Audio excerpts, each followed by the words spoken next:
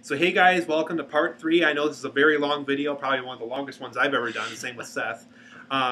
When we last talked, we were talking about Batman Begins, and we were talking about how Nolan resurrected the series, how people were kind of iffy about this one, and we were also talking about how Batman Begins is probably the first of the 3 Nolan Batman films, and probably the only one too, where the opening scene doesn't suck you into the movie right away. In fact, it talks about Bruce Wayne's origin, which is something that Burton briefly covered, but it's done in a different way in this one. And Seth was actually talking about the scene where Bruce Wayne was in prison at the beginning of the movie. Mm-hmm. So I'm going to let Seth continue about the prison scene that he was left. So basically, in the beginning, you see a young Bruce Wayne, you see a young Rachel Dawes, and of course, after a young Bruce Wayne steals the frog and falls through the the hole, or the whatchamacallit. Anywho, he wakes up in the prison, and eventually, along in the story, you see Bruce Wayne involved basically in almost in a heist act where he was almost going to steal his own product. Because actually, when he was talking in another language, the guy had mentions like, Bruce had mentions like, well, I am not a criminal. And the guy's like, well, tell that to the guy who owns these, and it's show Wayne Enterprises. So I guess one thing I was a little confused of was like, why would he want to go after his own product when he actually owns it himself? Mm-hmm. So, and I guess the film, I guess the reason why, at least even to this day, why I don't have much of a problem with it, is I think Nolan really wanted to put Bruce Wayne in a situation that nobody would have ever guessed he was in.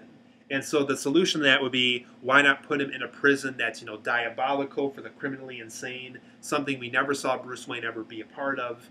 And I guess here's where the film really takes an interesting turn. And we're kind of spoiling Batman Begins, who haven't seen it, but we just really, like what we talked about in our previous videos, you really wanted to dissect the series.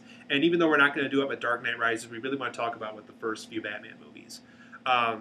I thought it was really interesting how Ra's al Ghul, played by Liam Neeson in this film, and by the way, this film came out in 2005, I forgot to mention that. I liked how he gave Bruce Wayne this opportunity to be a part of something big, and it was something that he didn't really talk about a lot. He said, he gave his speech that we see in the Dark Knight Rises trailer, if you want to be more than just a man, if you want to become more than an ideal, then you have to come with me, kind of. What's that? And so, Mr. Wayne. Yeah, and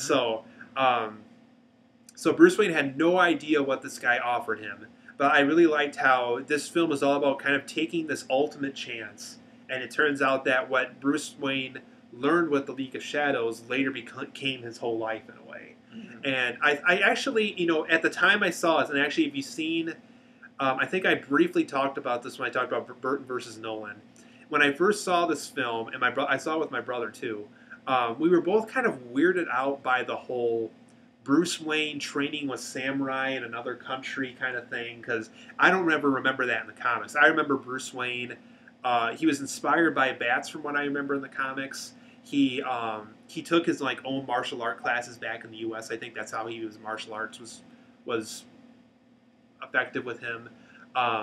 So I didn't know about the whole samurai thing. I didn't know where Nolan was going at first with it.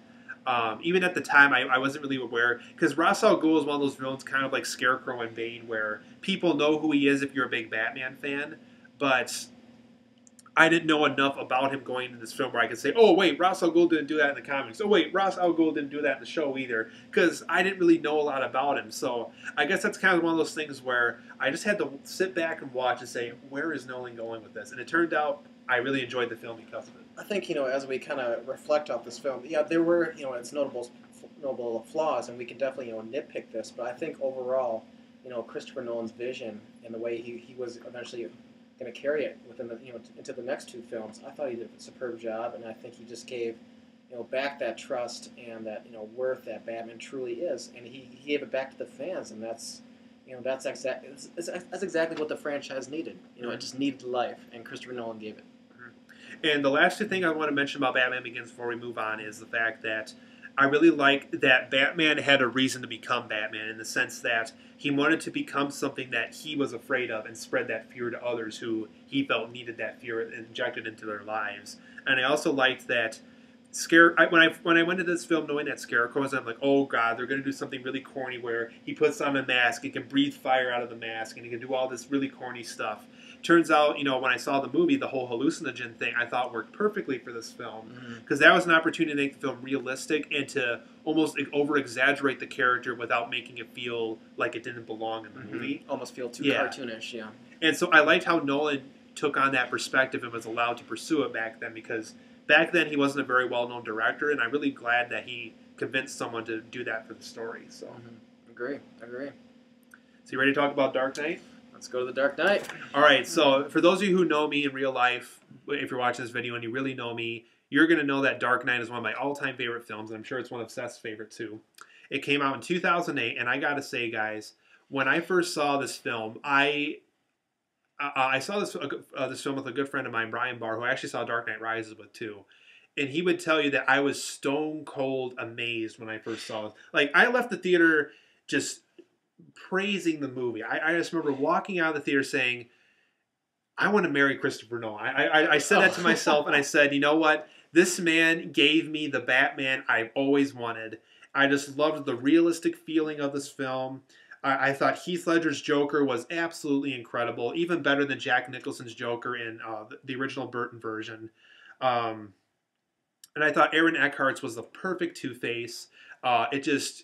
It wiped my memory clean of the Tommy Lee Jones Two-Face and Batman Forever. I mean, Two-Face was done right. There was a reason why he was called Two-Face. There's just so many great things I can say. It's kind of like, this is kind of the polar opposite of Batman and Robin, where Batman and Robin is all negative things. This film is all positive things for me. And really the only complaint I have about this film, you guys, and actually this negative can actually be cured if you watch this film enough times, is I thought the dense material and the political undertones of the film were a little hard to understand. But then again, I was only 18 when this film came out, so I was kind of new to the world of politics. But if you watch this film, like if I have like millions of times over and over again, I think the politics are pretty easy to understand after a while, even if you don't know a lot about politics like me. But really, that's really the only negative I can say about this film is just the political undertones. I think with The Dark Knight, I remember actually when the film had first come out, I saw it twice. First time, of course, in a 2D. He saw it twice. Saw it twice. First time was a 2D, and then the second time, it was actually the first time I ever had experienced it in the IMAX theater. And I think that definitely, just gave it new life. I believe it was almost 25% of the film was actually shot in IMAX, so it just kind of gave this, this whole Gotham City, which we were actually introduced, this new Gotham City in the first film, and of course, translated into this new film called The Dark Knight. It just gave it more life. It gave more breath. And actually, it felt like, the Gotham City was actually a real town. And of course, I think, how they portrayed Gotham City was supposed to be more like a New York or kind of definitely a big city like New York and Chicago. So I think they definitely portrayed it, really well. And of course, was really interested, of course, how they portrayed Joker, because in the comics, he's very, you can just kind of vision this clown in a purple suit and has a flower and maybe shoots water out, and of course that that was the interpretation that we got from Tim Burton's Joker that was portrayed by Jack Nicholson. I thought he did a really wonderful job. But I believe this was actually a different Joker. It was from another comic. What was the name of the guy who? Which version of this Joker? I believe Frank Miller took on the darker Batman. He took on the actual Dark Knight comics. Okay, sure. So I really liked how they portray, Frank Miller's version of this Joker, and it just made it more realistic. And of course, this is what Christopher Nolan's universe was.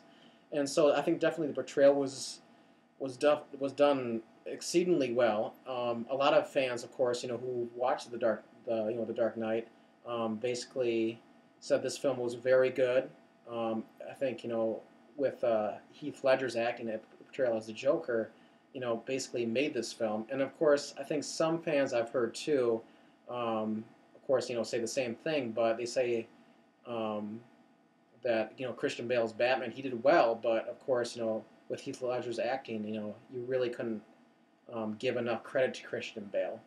But I think overall the film was done right.